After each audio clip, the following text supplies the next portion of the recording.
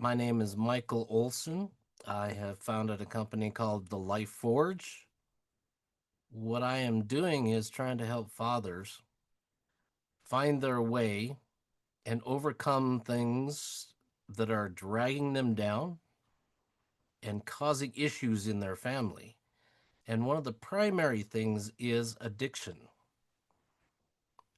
One of the things that I found in my life is addictions crept up on me, even though I was in a situation where I was very successful at the time, but I wasn't exactly happy.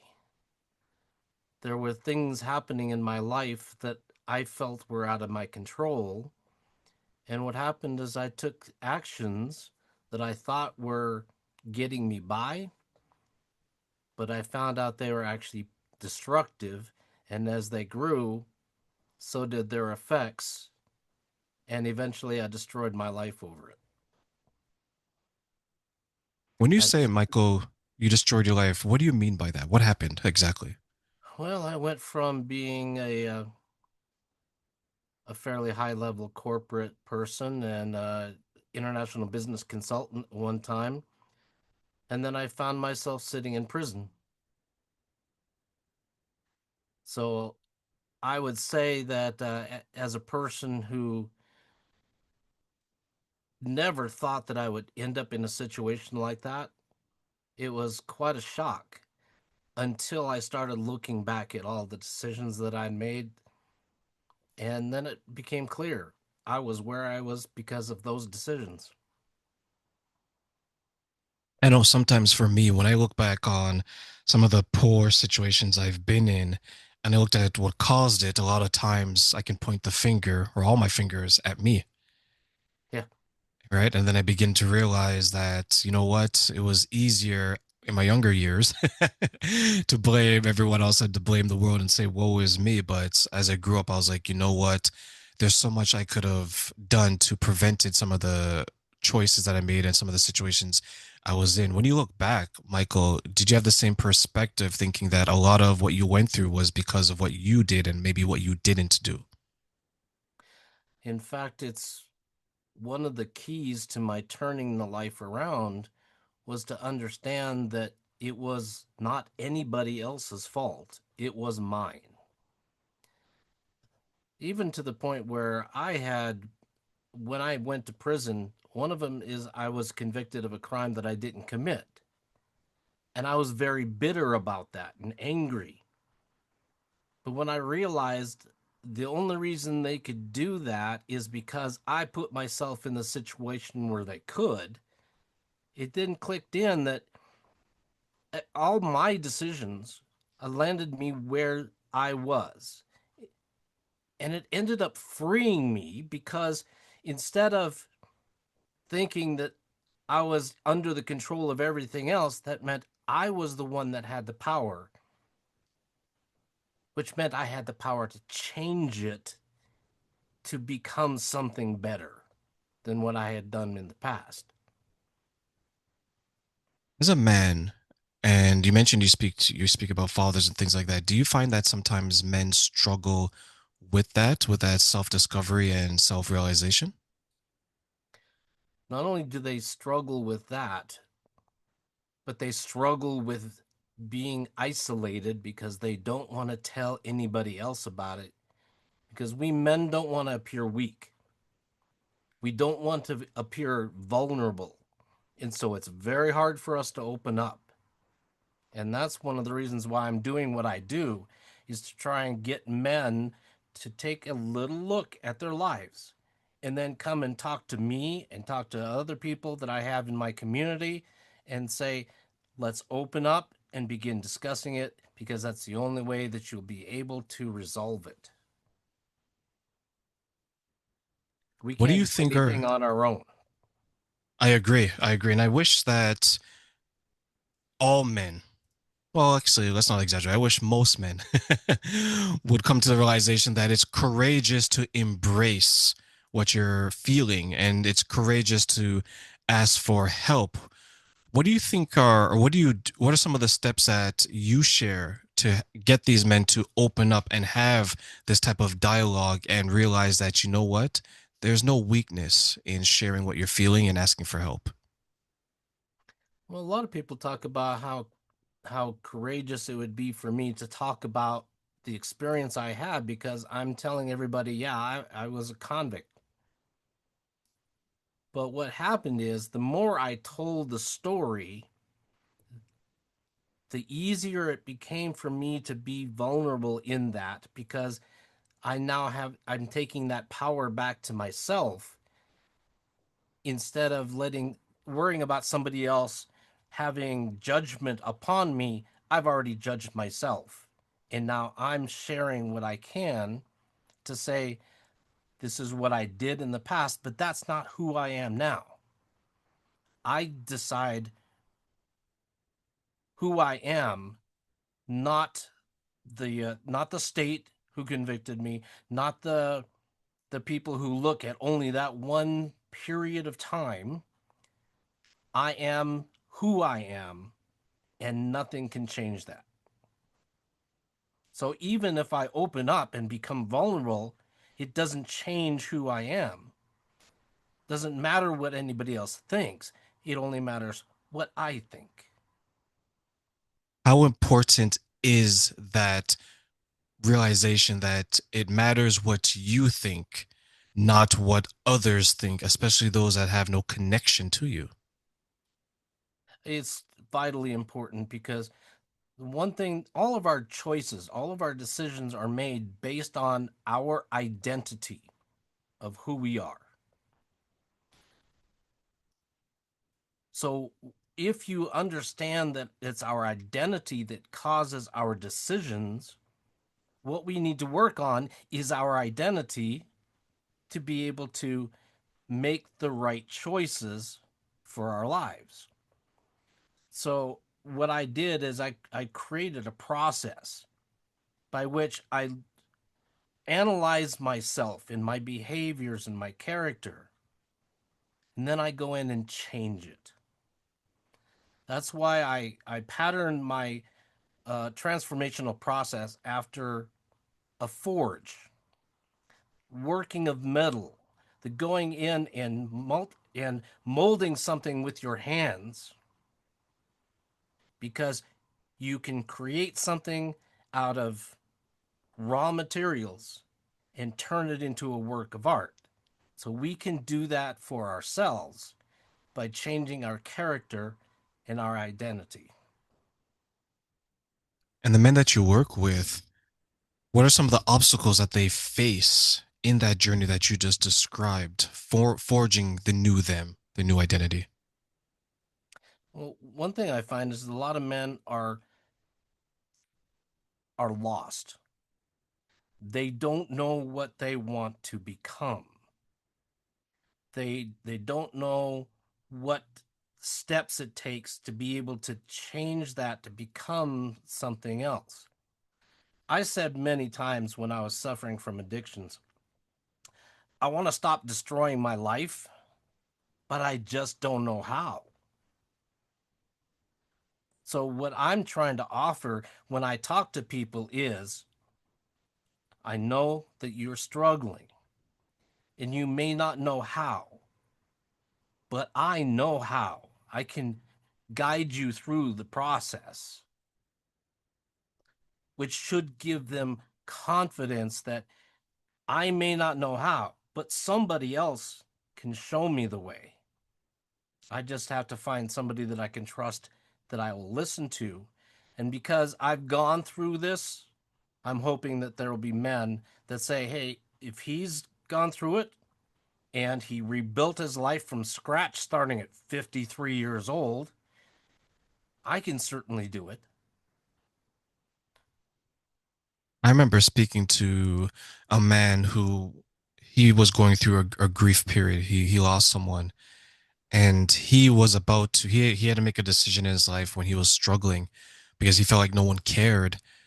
And he painted the picture that when he picked up that alcohol bottle, he looked at it, there was no judgment, there's no noise, there's no yelling. It was exactly what he needed at that time, silence, peace, and a listening ear. And it's interesting to hear how when someone is struggling, men in this case, that all they're looking for is that in a lot of ways. And when they turn to addiction, some people think, well, they're just drowning their problems. Not necessarily. Sometimes it's providing them something else. When you went through what you went through, or even when you come across some of the men that you work with, when they describe their addiction and their struggles, is it similar to that the reason why they're engaging in is because they're getting from it what they want from other people? Thus, the other people aren't giving it to them. They describe it that way a lot, what they're getting from it, which is kind of part of the problem is they're getting something from the addiction, which makes it hard for them to let go. What I try to do is I try to point out what you're getting from it is temporary. It's a short term fix. And if you look at it over a long period of time, it's destructive versus creative. Again, why I talk about the forge. When I was going through the problems I had, I also thought that what I was doing was beneficial for me because it helped me relax and it helped me to let go of all my stress and all that.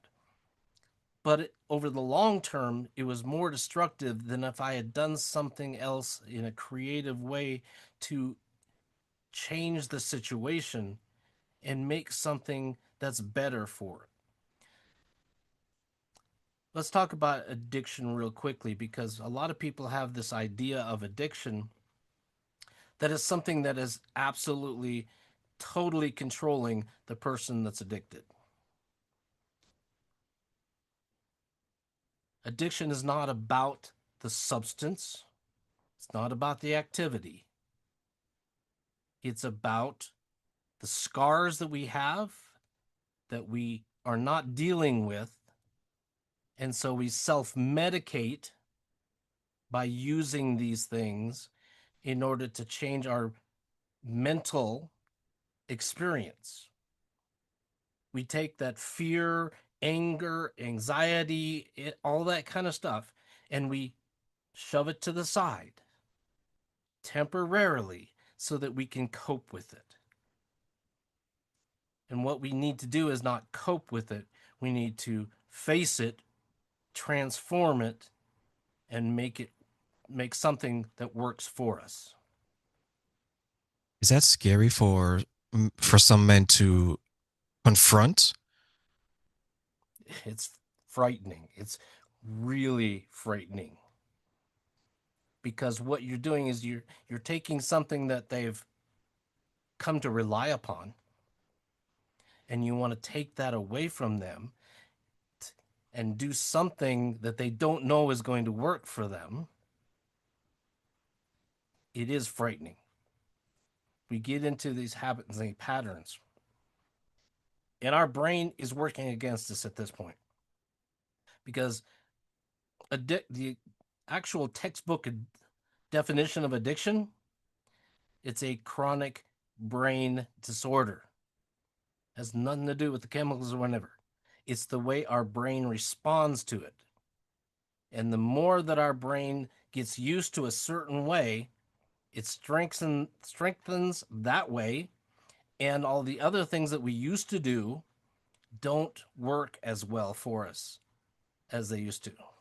So we begin to rely upon the thing that we're addicted to, and anything else doesn't give us that same kind of dopamine response that our brain does to the addictive substances or actions. And one example that came to mind when you said that is like when someone is trying to over, if I'm going to use a man, someone's trying to overcome something. And let's say, for example, they become addicted to either porn or let's say women, like sex, right? Yep. And initially it may be an every week thing. Then it becomes every few days, then every day, right? Because to your point, now they can't give it up because they're so deep in it. And then if someone comes along who's trying to support them, let's say their partner or a good friend, like a buddy that they could trust, they try to pull them out of it. Some men, and I'll ask you if you see this, they begin to get defensive over the addiction. They begin to protect the addiction. And sometimes they could even get physical. Do you see some men who are fighting to maintain the addiction where sometimes it becomes not only a verbal defense of it, but maybe a physical one or something else? Yeah, it's very, very likely that it will happen because what we do is that fear response that we have triggers one or the other, fight or flight. Addiction responses are sometimes escape mechanisms. If I have a wife that is nagging me, I want to get away from that. The addiction takes me away from it. But on the other hand, I might also get aggressive with it because now I've got that fight response in there. So again, our brains, our body chemistry will start giving us reactions. And so what we need to do is go into the forge and create methods for us that are not reactionary, but are creative endeavors that we plan on doing so that we take and make better decisions and not get triggered and have to have the response. When you mentioned getting triggered, I know some people, myself included, it took me some time to identify what was triggering me. And then when I was able to identify it, it took me some time to accept it Hmm. because denial is a beautiful place to live in for a lot of people, myself included during those times. When I realized it and I was accepting of it, I created a boundary not only to guide myself, protect myself, but let's say, for example, to help regulate maybe the outside world, because you can't control what other people do, you can control yourself.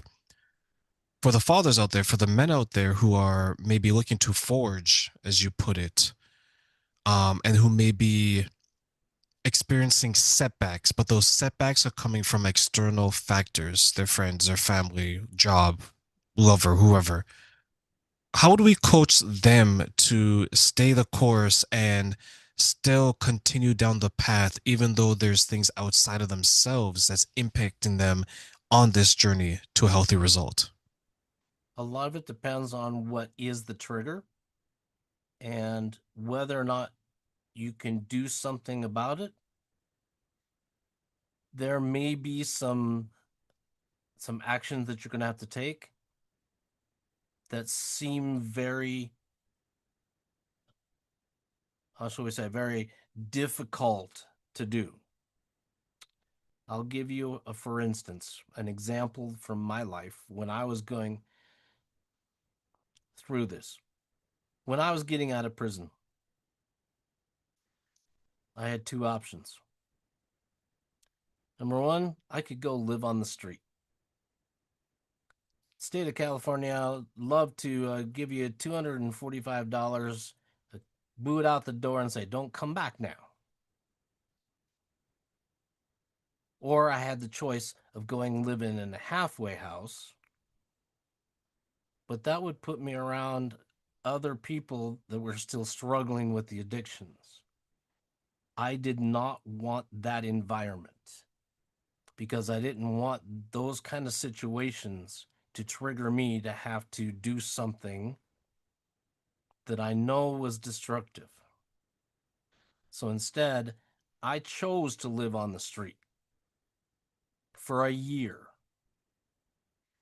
but I did something else besides that.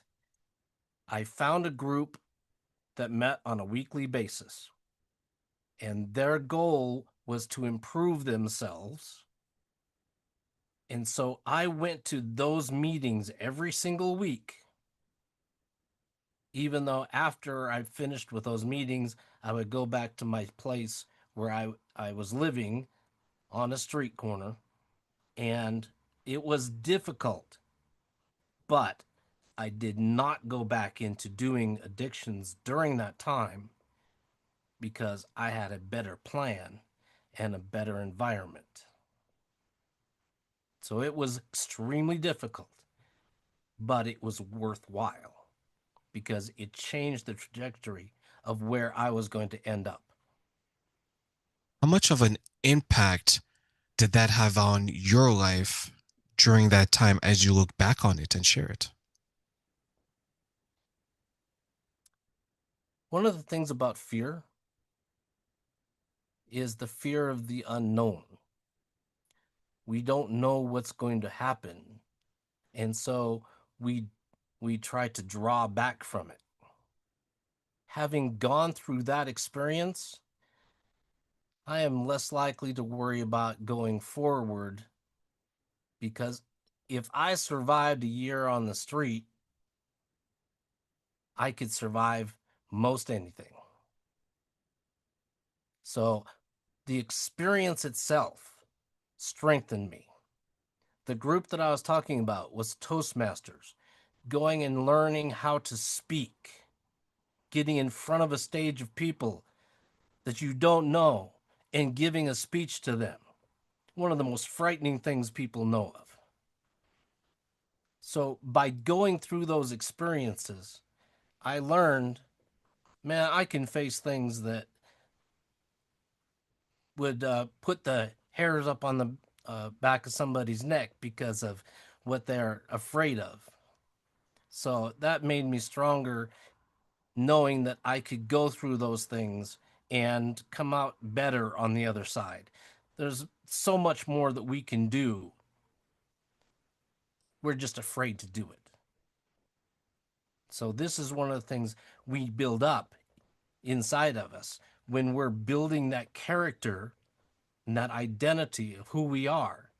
We've got to go through those difficult things, face that fear, and use it to mold ourselves. What are some of the steps then we can take to overcome the fear as you described and take that step forward to improve ourselves? I looked at it this way when I was looking at the transformation process. When you take metal, you put the metal into the fire and you get it white hot. That's when you can mold the metal. But unless you put it in the fire first, you cannot mold it. So, what is the fire? It's energy. The fear that we feel, that's energy. What we need to do is face that fear. We need to step into that fear. We need to look deep within ourselves, even though we're afraid to do so, to see what we are so that we can root those things out and change them. So one thing to know for sure is you can change any part of your character. Your character is entirely what you have taken on. Nobody made you who you are. You accepted everything about who you are, and then that became your character. So you can go back in there and you can change any part of it. You can turn yourself into whoever you want. You just have to do it with intention and know a process and how to do it. I'm glad you said that because I had that conversation with someone, with two people actually, this a few weeks ago. And I told them the exact same thing. I was like, there's going to be circumstances that are outside of our control, and it's unfortunate. A lot of unfortunate things happen to a lot of unfortunate people. But then I shared that if you look back at your life, the majority of your issues could have been resolved with you, could have been prevented with you, could have been healed with you, whatever terminology you want to use. And one of those people found it very difficult to move forward because they became comfortable blaming everyone else. I don't have a successful relationship because of this. I'm not able to get married because of everyone else, my job, everyone else, my weight, everyone else, the way I look, everyone else, right?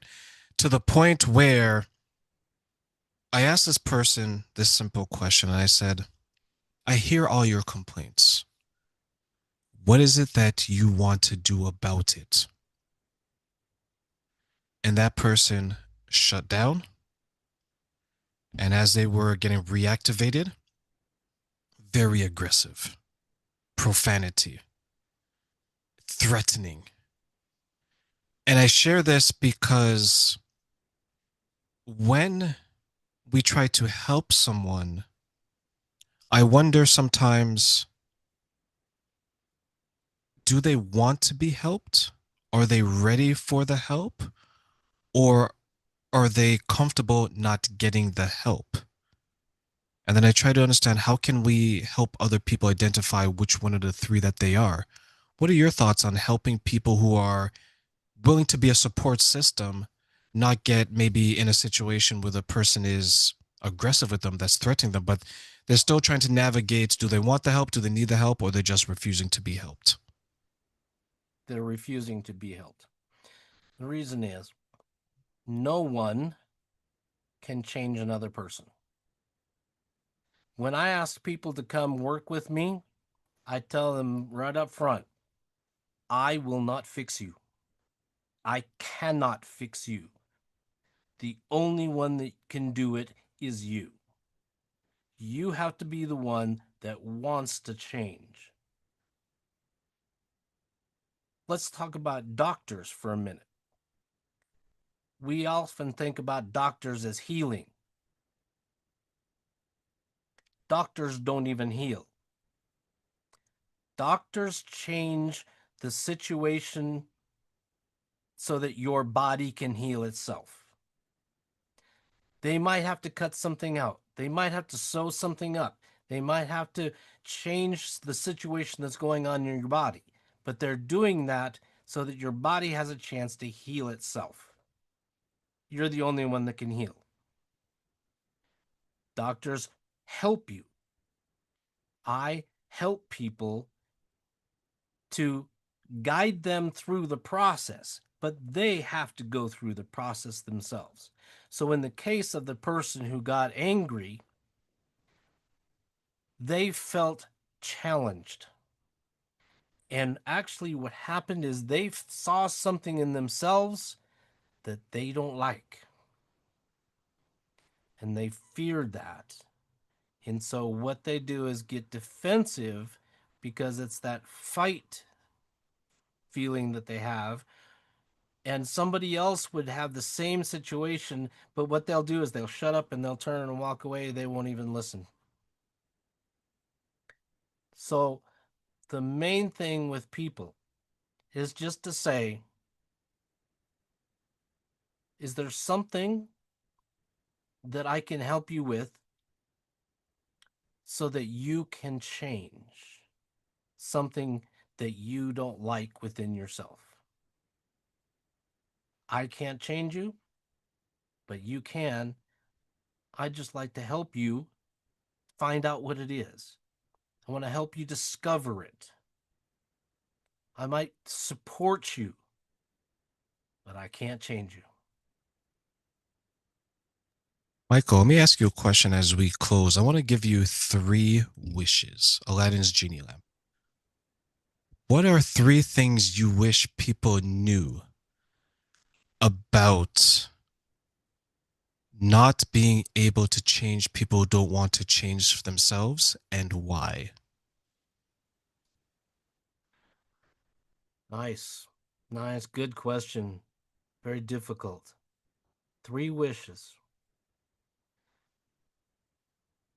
of what someone can say to another person to help them change.